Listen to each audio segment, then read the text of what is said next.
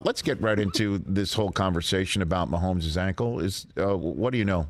What do we know other than he says he's going to play, and it looks like it? Yeah, I mean, I think he's certainly going to be limited. And there's different degrees of this sort of injury. High ankle sprain is probably I would say the most poorly named injury in football, because a lot of people look at it and say it's a sprained ankle. It's not. It's ligament damage. It's serious, and obviously he's going to give it a go. I think the difference this time around versus last week, Rich, is that like last week you're playing off adrenaline a little bit, and then B, the Jaguars didn't have a lot of time to adjust what they were doing to deal with a less mobile Patrick Mahomes on the fly, whereas now, the Cincinnati Bengals and obviously their fantastic defensive coordinator Lou Anarumo have 7 full days to prepare for the possibility that Patrick Mahomes isn't going to be moving the same in the pocket and to game plan that.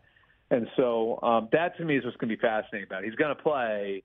I'm not sure what his percentage he's going to play, but I think it's fair to say he's not going to be 100%. What about Hurts' shoulder? Have we just not forgotten about it because it's overshadowed by Mahomes' ankle and the fact that the Eagles basically beat the Giants, I would say, with one arm tied behind their back, especially since I saw Jason Kelce with a one-armed pancake throw down. So are we just not paying as much attention to this anymore with Hurts? Yeah, I think it's one of those things that has to be managed. And look, there have been quarterbacks who've had shoulder injuries in the playoffs. I mean, Brady, I want to say it was the second time they lost to the Giants, so it would have been 11.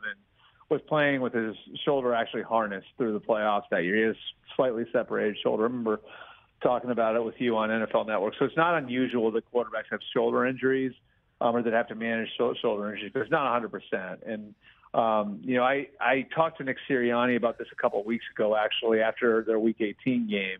And he actually said to me that, the day he got hurt, and that was in Chicago, whatever it was, early December, I think, he compared the effort that that Hurts gave in staying in that game, called it like a Michael Jordan type of effort, in playing hurt.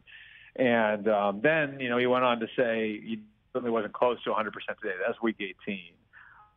But wasn't 100%, over the weekend either. So, again, this is sort of one of those management things where, Jalen Hurts isn't going to be 100% in these playoffs. And I think, dealing with what he's dealing with, with the sprain there in his shoulder, it's not going to be something that is going to be fixed with anything but rest. So they're managing it. Obviously, the better they run the ball, the better it is for Jalen Hurts.